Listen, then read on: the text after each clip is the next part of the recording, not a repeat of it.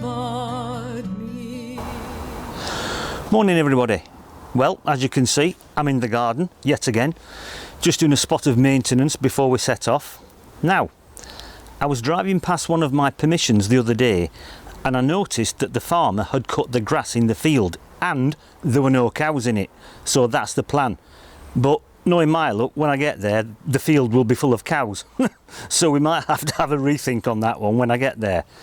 Weather-wise, it's quite a nice day, touch on the windy side, probably going to be a lot windier when I get there, so I might have to put the dead cat on the mic, just have to see.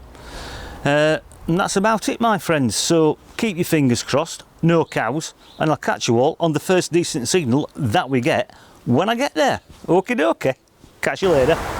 Right, here we are everybody, and have you noticed we are cowless, not a cow or a bull in sight. Absolutely wonderful. Anyway, this is the first target down here. It came up at a steady 68, 69 on the Amphibio. It's about 6 inches deep and it's just there, my friends. I don't know what it is. I thought it was a piece of scrap at first, but I'm not so sure. Anyway, I'll bring you a bit closer so you can have a better look. Well, this is it, and as I said, at first I thought it was a piece of scrap or maybe even part of a spoon or something like that, but on closer inspection it looks as though it might just be something fairly interesting, because without my glasses on it looks as though it might have some sort of design on it, but I can't understand why that side is really thick and that side is really thin. I thought it might have been what's left of a bracelet at first, but I don't really know. But whatever it is, I like it. And it's a very nice first find, although it doesn't look very exciting, I will admit. Anyway, we'll pop that into the boxy thing and we'll see what else we can find. Right then, we've got another find down here. It was about 7-8 inches deep, and as you can see it's still in the cloddy thing just there. I'm hoping it's a coin and not a big button, so let's have a look together and see what we've got. Oh, looks like a coin of nothingness to me.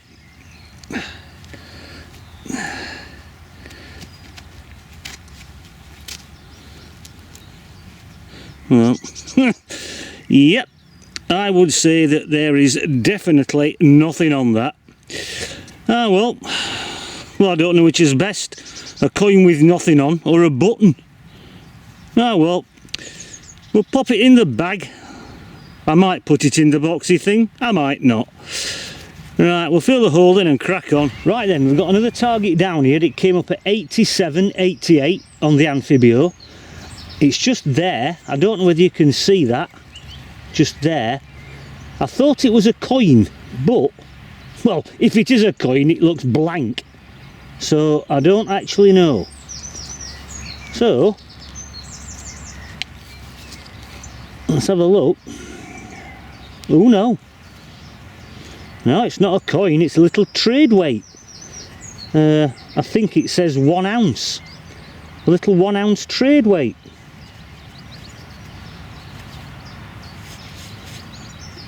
Don't think it's got anything on the back of it, but that's a lovely little find. I don't think it's that old. I think it might have got a little crown on the top of it, but I don't know how old it is, but I like it. What a lovely little find. Right, we'll definitely pop that into the boxy thing and we'll get a bit further. Right then, well, you may have noticed that it is considerably windier here than what it was at home, which I expected it to be because we are at a much higher elevation on this permission, which is why I've put the dead cat on the mic. And it's considerably cooler as well, which is why I've got the rug on, although it's warming up a bit, so I might take it off a bit later or I might not. Anyway, I digress once more. We've got another target down here. It's about 6, maybe 7 inches deep. Came up at a steady 72, 73 on the Amphibio, all the way around, no messing about. And we've got another coin in the clumpy thing, which I suspect, strongly suspect, is another coin of nothingness. But we'll have a look together and see whether there's anything on it, which I doubt very much. And there it is. So whether there's anything in it or not, I don't know. Well, yeah, there's something in it, I mean on it. I'd hazard a guess and say no. Looks like a halfpenny or something like that. Anyway, it may go in the boxy thing, it may go in the bag. Right, we'll fill the hole in and plod on. Right then, we've got another target down here. It's only about 4, maybe 5 inches deep at a push. And it's in there, my friends. I suspect it may be a button, but we'll have a look together. You never know. It might not even be a button, it might just be a load of rubbish. Yeah, looks like a load of rubbish.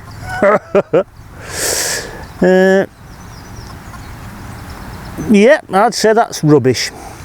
Little sliver of copper, whatever. Right, we'll pop it into the bag and crack on. Right then, here we are again. Well, I've changed fields because I thought it might not be quite as windy in this field. Well, I got that one wrong.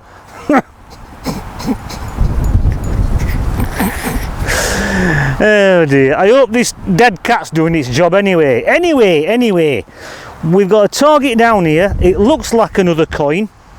I haven't got it out yet. I thought we'd have a look together and hopefully it'll be in better condition than the other coins that I've dug up. So I'll bring you a bit closer and we can both have a look together. Right then, well, there's the coin down there. It's probably about 7 inches deep, something like that. As I say, I haven't got it out yet. So we'll have a look together.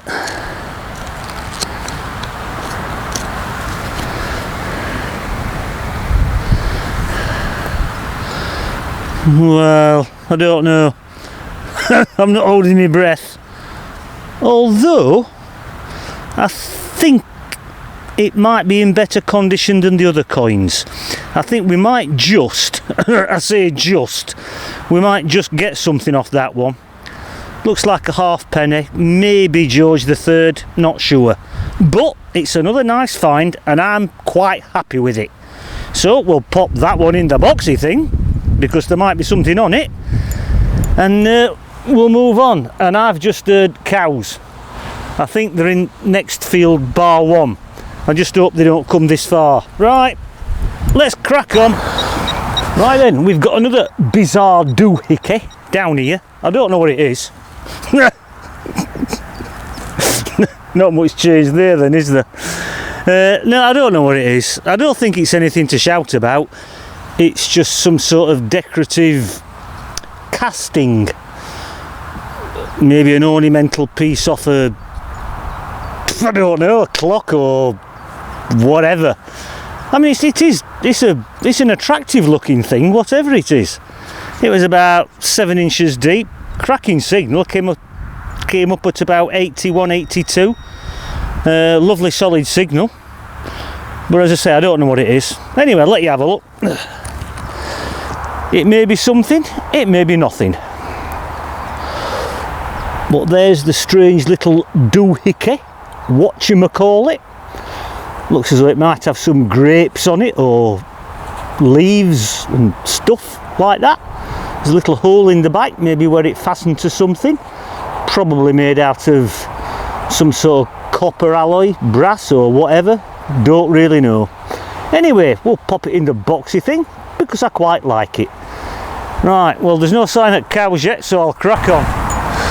Right then, well, it's still windy and you may be able to hear the traffic in the background. That's because about 70 metres behind you there's a dual carriageway. It used to be a country lane, now it's a dual carriageway. Anyway, I think we found a coin that's worth looking at eventually. It's down There, my friends, it's about 7-8 inches deep, and I'm hoping we've got a nice little silver coin and not a silver button. Right, I'll bring you a bit closer so you can have a look. Right then, well, I don't know whether you can see that down there. You can probably hear it.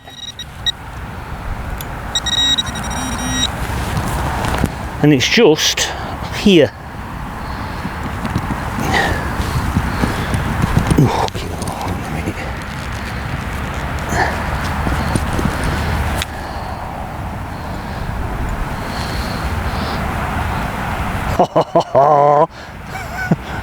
It's not a button, it's a silver coin, and I can even see the bust on it. It's William III. What a cracking little find that is. That's made my day.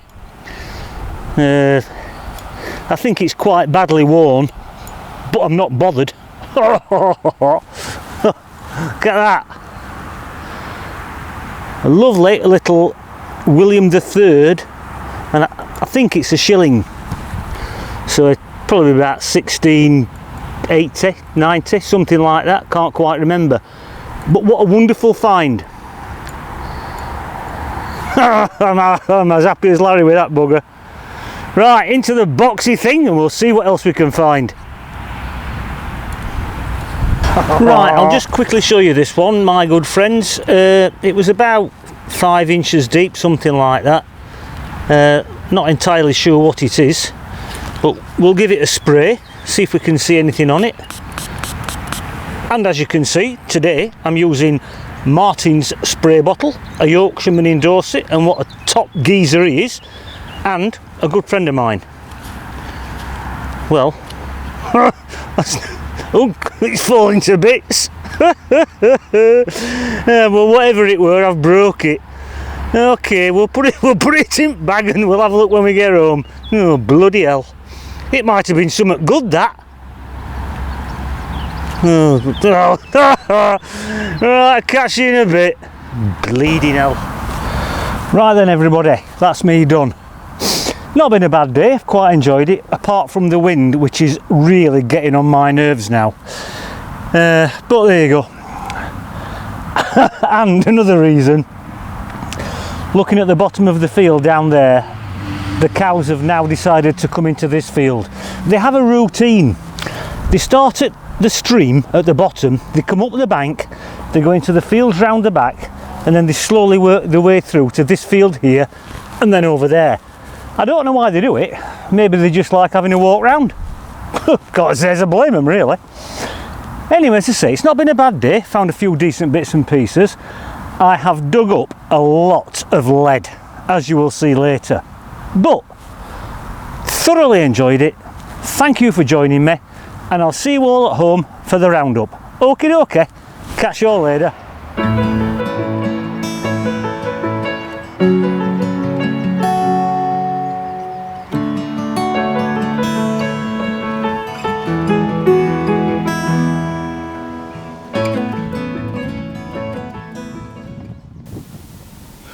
Right, welcome back everybody.